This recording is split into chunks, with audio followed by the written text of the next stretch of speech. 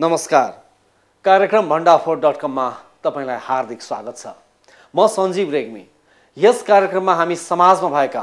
आपराधिक घटनाहरू, विकृति, विसङ्गति, भ्रष्टाचार, अनियमितता लगायत सबै खाले गतिविधिहरूको चिरफार गरी त्यसका दोषीहरूलाई तपाईहरूको अगाडि भण्डाफोर गर्ने प्रयास गर्दछौँ। नेपालको कानुन र नेपाल भारत बीच भएका सुपुर्दगी सन्धि सम्झौता विपरीत भारतीय प्रहरीले नेपालको बर्दियामा छापा मारेको छ। भारतीय प्रहरीले नेपालीमाथि गरेको सो हरकतको सर्वत्र निन्दा गरिएको छ। हत्या गरेको अभियोगमा फरार रहेका भारतीय नागरिक बग्गा सिंह सरदार र सचिन गुप्ता गुलरिया स्थित मन्जुर कुमार श्रेष्ठको घरमा लुकेको आशंकामा भारतीय प्रहरीले छापा मारेको बताइएको छ। कसैलाई केही नभनी भारतीय प्रहरी घरभित्र पसेर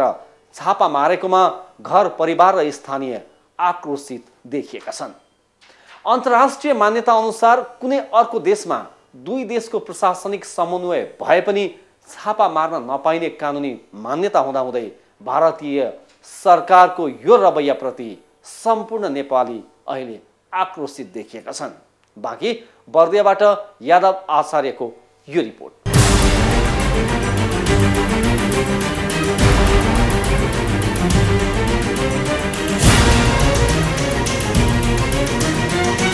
गत असोज 2 गते बुधबार बिहान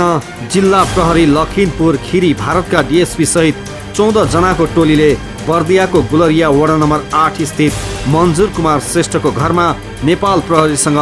समन्वय नै नगरी नेपालको कानुन र नेपाल भारत बीच भएको सुपुर्दगी सन्धि सम्झौता विपरीत छापा मारेको छ।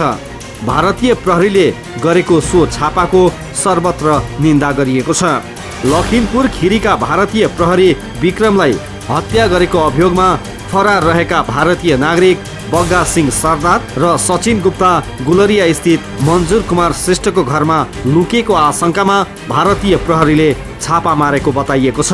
लखिमपुर खिरी जिल्ला प्रहरीका डीएसपी उदय प्रताप सिंहको नेतृत्वमा रहेको टोली भारतीय नम्बर प्लेट UP 31G 0040 नम्बरको गाडी सहित 7 जना युनिफर्म र 7 जना सिभिल गरी 14 जना प्रहरी श्रेष्ठको घरमा बिना सूचना आएर छापामार शैलीमा खान तलासी लिएका हुन्। मन्जुर कुमार श्रेष्ठले भारतको चितला हावामा साथीले मेरा भतिजा हुन् घुमाइदिनु भनेपछि घुमाउन नेपाल ल्याएको बताउँछन्। उनीहरू जो मसँग भएका मेरो घरमा भएका व्यक्तिहरू जो थिए उनीहरूसँग मेरो कुनै सरकार पनि थिएन, चिन्जान पनि थिएन र मेरो एकजना चाहिँ इन्डियाको एकजना साथी हुनुहुन्थ्यो। उहाँ मार्फत चाहिँ मेरो छोरा भतिजा हुन्, उनलाई चाहिँ यो 1-2 दिन नेपाल घुमा ल्याइदिनु पर्यो भनेर चाहिँ उनले आग्रह गरे मसँग र साथीभाइको हिसाबले मैले नकार्न सकिनँ र उनलाई साथमा लिएर आएँ र त्यसको भोलिपल्टै बिहान चाहिँ म मर्निङमा गएको थिएँ र म आउँदा त्यहाँ त्यस्तो काण्ड भएको रहेछ र त्यो कुरो पछि खुल्यो। त्यो गर्न पछि मलाई कुनै जानकारी थिएन। नेपाल भारत सिमानामा रहेको 61 नम्बर जङ्गे पिलर नजिकै रहेको चितलहवा नाका हुँदै गुलरिया नगरपालिकामा पर्ने मथुरा चौकीको बाटो भएर भन्सार कार्यालयको अघि हुँदै जिल्ला प्रहरी कार्यालयको सात सीमाबाटै भारतीय प्रहरी मन्जुर कुमार श्रेष्ठको घरमा पुगेको स्थानीय प्रत्यक्षदर्शीहरूको भनाइ छ। मन्जुर कुमार श्रेष्ठको घरमा भारतीय प्रहरीहरू आएर खानतलासी गरे। प्रहरीको घर परिवारको इजाजत बिना जबरजस्त रूपमा घरको कोठाहरूमा गएर खानतलासी गरेको छ। घरमा आतंक मचाएको छ। घरका मान्छेहरूलाई डर तरास देखाएको छ र अभद्र प्रकारबाट चाहिँ प्रस्तुत भएको छ। यो सबै कुराहरू हेर्दाखेरि सिमानामा हाम्रो प्रहरी छ। सिमानाबाट झन्डै 7-8 किलोमिटर भित्र सदरमुकाम भित्र आएर बजारभित्र आएर उसले आतंक मचाएको छ। यो घटनाले हेर्दाखेरि भारतीय विस्तारवादी सरकारको यो नेपालमाथिको हस्तक्षेपकारी अर्को रवैयाको अर्को नयाँ नमुना हो। गाडी सर र म भन्दा अगाडि आयो झरे इन्डियन प्रहरीहरू ड्रेसमा झरे 6-7 जना कति थिए त्यसपछि सिभिलमा पनि थिए उनीहरू झरेर कसैसँग दायाँ बायाँ हेरेनन् सिधै एकजना मान्छेले घर देखाए ल्याएर यो घरको दायाँ बायाँ यताउता घुमेपछि मलाई चाहिँ एकदम आपत्ति लाग्यो हैन मैले 100 मा फोन आने तुरुन्तै फोन आनेर प्रहरीलाई जानकारी दिएँ तपाईहरुलाई जानकारी छ कि छैन इन्डियन प्रहरी आएर यहाँ घर घेरेछन् यसरी आएको छन् के हो भनेर भनिसकेपछि अनि म एसपी साहबसँग हाम्रो हाकिम साहबसँग कुरा गर्छु भन्नुभयो 100 मा फोन उठाउनेले त्यसपछि अनि एकछिन पछाडि फेरि कोही प्रहरीहरु पाएन उनीहरुको यो घर भित्र आउने ढोका हान्ने उनीहरुको मैले चर्चिकाला देखिसकेपछि फेरि मैले 100 मा फोन गरेर तपाईहरु किन आउनुहुन्न यहाँ त यस्तो यस्तो भयो तपाईहरुलाई जानकारी छ कि छैन घर भित्र पसेको छन् महिलाहरु बसेको घर छ भनेर भनिसकेपछि के भन्नुभयो भने अनि गाडी नम्बर कति हो हजुर हतियार छ छैन भन्नुभयो मैले पनि तपाईले मलाई ड्युटीमा राखेको हो र तपाईँ मलाई हतियार म त जानकारी दिएँ एउटा म पब्लिकको जानकारी दिएँ तपाईँ आउनुहोस् यहाँ तुरुन्त एकदम यस्तो हस्तक्षेप गर्ने दादागिरी देखाइरहेछन् हाम्रो यहाँका युवाहरू टोलभरि छन् अब चाहिँ एकदम यहाँ आक्रोशित भइरहेछन् सबजना भनेर भनिसकेपछि धेरै पछाडि अनि उनीहरूलाई पनि हामीले भन्यौँ तपाईँहरूले नेपाल प्रहरीसँग कोर्डिनेसन गर्नुभयो गर्नु भएन तपाईँहरूको अपराधी होला जे सुकै होला आयो होला तर नेपाल प्रहरी सक्षम छ नि त तपाईहरुलाई बुझाउला तर तपाईहरु यसरी आएर सिधै डाइरेक्ट यसरी घर भित्र पस्न मिल्दैन भनिसकेपछि चाहिँ उनीहरु थोरै ब्याग भएर त्यहाँसम्म पुगे अनि प्रहरीको भेन आयो प्रहरीको भेन आएर फोन कसले गरेको भन्यो मैले फोन गरेको भनिसकेपछि अनि उहाँहरु चाहिँ उतातिर लाग्नु भयो अब त्यो भन्दा बढी थाहा छैन तर ढोका हान्ने यो घर भित्र पस्ने त्यो कोठामा नानीहरु सुतेको थिए दुईटा बहिनीहरु सुतेको थिए त्यहाँ प्रहरीहरु खुल्याम आएर चाहिँ त्यस्तो गरे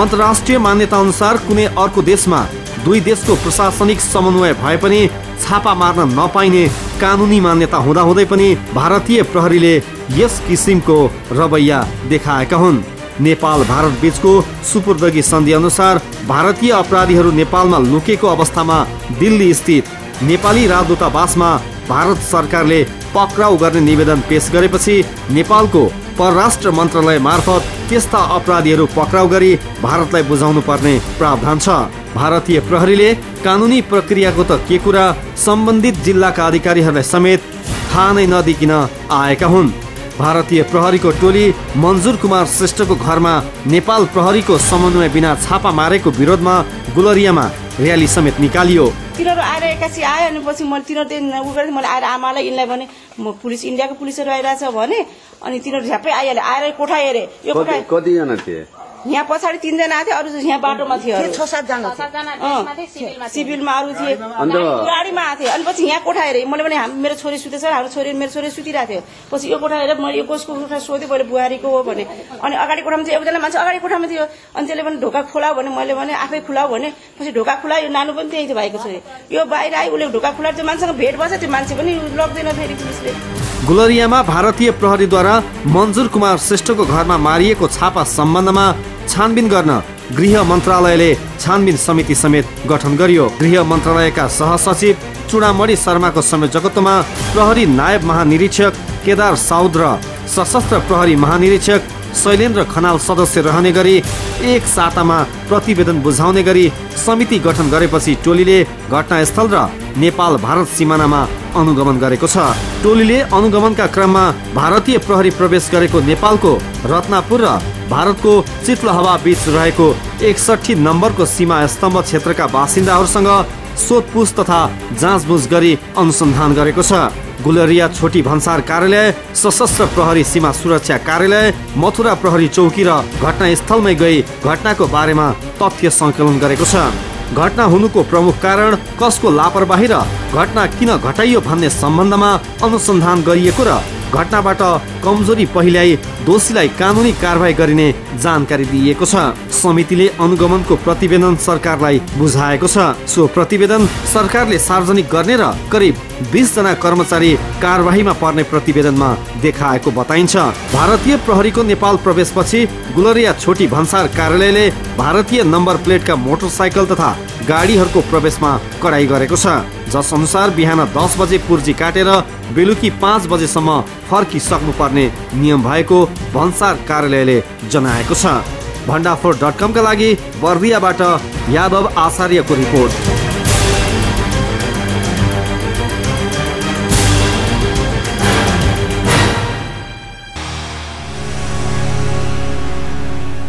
कार्यक्रम भण्डाफोर.com मा अब एकैछिनको